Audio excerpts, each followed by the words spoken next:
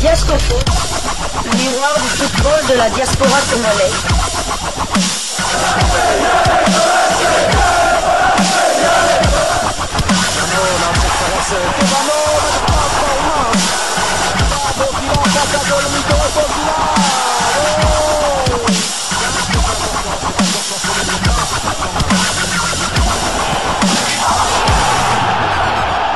Diascofoot, le miroir du football de la diaspora congolaise.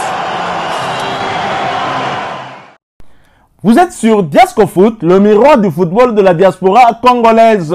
Diascofoot vous dit bonjour, tout le plaisir est pour nous de vous retrouver, mais surtout de savoir que vous êtes nombreux en train de suivre votre chaîne YouTube dédiée uniquement aux footballeurs de la diaspora congolaise. C'est l'heure de partager avec vous quelques news que nous avons pu récolter pour vous, des news concernant la tanière des léopards de la République démocratique du Congo, et cela dans le cadre de cette 4e livraison sportive de ce dimanche 29 septembre 2024. Une livraison qui nous conduit du côté de Brazzaville où se jouent les éliminatoires de la CAN U20 qui se jouera en 2025 aussi. Je pense, où la République démocratique du Congo tente d'arracher une place qualificative dans ces éliminatoires zonales dans la zone UNIFAC. Renversante face à la Guinée équatoriale, la RDC se rattrape et arrache son ticket pour les demi-finales. Les Léopards U20 se sont brillamment imposés hier, samedi 28 septembre, lors de leur deuxième et dernier match du groupe A. Score final 3-1. Grâce à cette victoire plutôt renversante, les Léopardos obtiennent leur ticket pour la demi-finale de ce tournoi zonal de l'Union des fédérations d'Afrique centrale UNIFAC pour les éliminatoires de la CAN U20 2025. De haut mur, les Congolais rêvaient d'exploits face aux Guinéens afin de poursuivre leur parcours dans ce tournoi, et ils l'ont fait. Pourtant, tout n'avait pas bien commencé pour les Congolais qui vont encaisser les premiers à la 19e minute sur un penalty transformé par Justo Ewo. Mais les joueurs de Guy Bukasa parviendront quand même à revenir au score avant la pause grâce à Berdi Mavutuku d'une frappe imparable. Un but partout, score à la pause. Au retour des vestiaires, les Léopardos ont pris le jeu à leur compte et ont continué à dominer leur adversaire. À la 52e minute, Tony Talassi va inscrire le deuxième but du 2-1. Puis à la 84e minute, Ibrahim Matobo, élu par ailleurs homme du match, va sceller le sort de cette rencontre en inscrivant le troisième but de la RDC sur penalty, confirmant ainsi la qualification des Léopardos pour la demi-finale de ce tournoi. Après cette performance, la RDC boucle cette phase de groupe avec 3 points après la défaite concédée lors de la première journée face au Congo-Brazzaville. Elle affrontera le Cameroun, vainqueur du Gabon 3-1 en demi-finale. Ce match est prévu pour le mardi 1er octobre prochain. Et dans l'autre demi-finale, le Congo-Brazzaville matchera la République centrafricaine.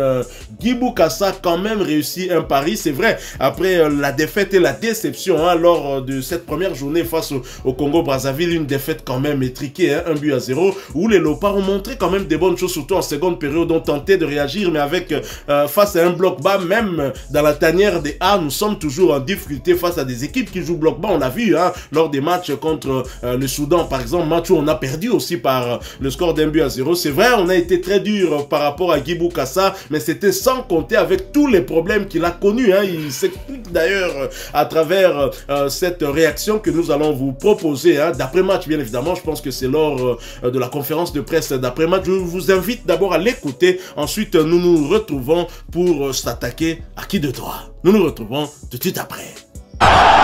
Diascofoot, le miroir du football de la diaspora congolaise. Bravo aux garçons, et nous rendons toute la gloire à Dieu parce qu'on sort quand même de loin.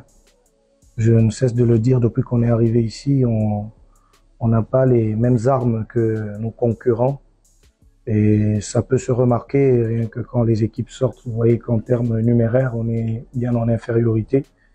Donc les garçons, ils ont été forts mentalement et ils ont su appliquer le plan qui a été proposé hier lors des entraînements pour mettre en difficulté cette équipe guinéenne qui malgré tout a proposé une très belle résistance en face. Bien sûr, elle nous a menés au score, on est resté sérieux sans s'écarter de notre objectif qui était d'arracher les 3 points. Donc je pense que en résumé, les garçons ont été très sérieux et ils ont pris en compte les attentes de la République parce qu'ils sont ici au service de la République et voilà, ils se sont battus jusqu'au bout. C'est déjà, vous avez observé qu'il n'y a pas eu de changement après la mi-temps, c'était les mêmes hommes qui étaient revenus. Donc on leur a rappelé leurs responsabilités. Lorsqu'on défend les couleurs nationales, même s'il n'y a que 2 remplaçants, déjà on leur a dit on n'a pas droit au changement. Donc c'était ça le discours, on n'a pas réinventé les choses, on leur a juste dit qu'ils devaient se battre jusqu'au bout parce qu'on n'avait pas de changement. Et les garçons en ont pris conscience et on s'est battus et bravo à eux pour ça. Honnêtement, je n'y pense pas encore. Pour le moment, donnez-nous quand même le temps de rentrer à l'hôtel, de reposer de cette longue montagne qu'on vient de franchir. Et peut-être demain, on va commencer à voir l'adversaire de mardi. Pour le moment, il fallait en finir avec la Guinée équatoriale qui a été très difficile pour nous. Je pense que ça serait prématuré pour nous de commencer à penser à l'adversaire de mardi. Voilà, nous sommes de retour, hein, vous l'avez suivi, incroyable.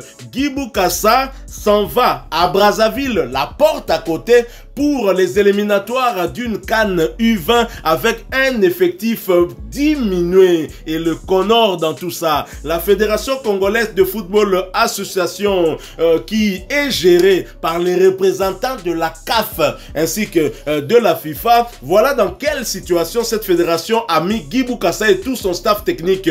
Heureusement que les gamins se sont mouillés, vous l'avez suivi, l'entraîneur principal des U20 qui se plaint, qui a même dit à ses joueurs, on ne peut faire que 2 changements, donc on ne fera pas de changement. Battez-vous sur le terrain parce qu'on n'a que 2 joueurs sur le banc pour faire des changements. Donc les jeunes se sont battus, ont mouillé le maillot pour le drapeau, ils ont réussi quand même à revenir d'abord à la marque puisque nous étions menés et en première mi-temps toujours, et cela leur a permis en deuxième période de hausser un peu le niveau et de prendre le dessus. Je me demande dans de telles conditions, des joueurs qui auront peut-être un peu moins de temps de repos puisque dans les autres équipes, notamment le Cameroun, ils peuvent essayer de tourner lors des matchs, faire 5 changements, mais de notre côté, c'est compliqué avec cet effectif que nous avons, un effectif semble-t-il de 14 joueurs, c'est quand même honteux. Connor, Mambou Anthony, Makambuya Sonio, Bozako Salao, c'est vraiment honteux, et pour cela, je pense que Guy Bokassa a quand même une excuse, hein, et même si, on doit le reconnaître, même à égalité de nombre, hein, en termes d'effectifs,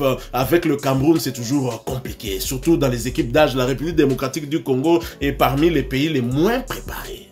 Tout à fait. Avant de commencer, j'aimerais quand même féliciter les joueurs ainsi que le staff des Léopardos de la RDC et surtout l'entraîneur Guy Bokassa qui fait des miracles avec cette équipe. Donc imaginez-vous que la RDC a été menée 2 fois. On pouvait encore revenir au score face au Congo-Brazzaville, mais on a manqué de réussite. Et face à la Guinée équatoriale, on était encore mené au score et nos jeunes joueurs ont donné de tout, ont tout donné pour renverser la rencontre et gagner cette place là qui leur permettra de rêver encore et pourquoi pas d'aller battre le Cameroun, même si ça serait un peu compliqué vu que on n'a pratiquement pas, Guy Bokassa ne peut pratiquement pas faire tourner son effectif et j'imagine que chaque fois, donc lors des deux matchs, la RDC était menée, donc ça veut dire que la RDC poussait pour revenir au score, donc ils ont laissé un nombre incalculable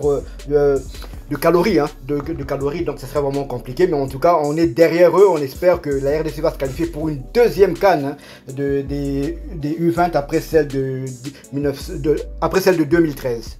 Il est bien pour nous de rester dans cette dynamique insufflée, hein, par le sélectionneur manager des Léopards A, Sébastien Desabre, et si la même envie, hein, que démontrent parfois les autorités politiques pour accompagner cette équipe des Léopards A pourrait les pousser aussi à accompagner, hein, ces équipes d'âge, ce sera une très bonne chose. Donner des moyens à Guy Bokassa, pourquoi pas son remplaçant. Je continue quand même à croire que Guy Bokassa n'est pas l'homme qu'il faut, hein, à la tête de ce staff technique de Léopard U20, même si là il a quand même des circonstances atténuantes que nous devons tout à fait reconnaître, hein, parce que c'est compliqué pour un entraîneur d'avoir un effectif aussi diminué, et lorsque vous allez en face, c'est pour jouer un derby, le derby du fleuve face au Congo-Brazzaville, qui pouvait avoir tout toutes les raisons en tout cas de chercher à nous battre. Et que dire du Cameroun? Face au Cameroun, ça a toujours été compliqué pour nous, quelle que soit la catégorie de l'équipe nationale. Et bon, on verra ce que les jeunes pourront donner, mais en tout cas on sera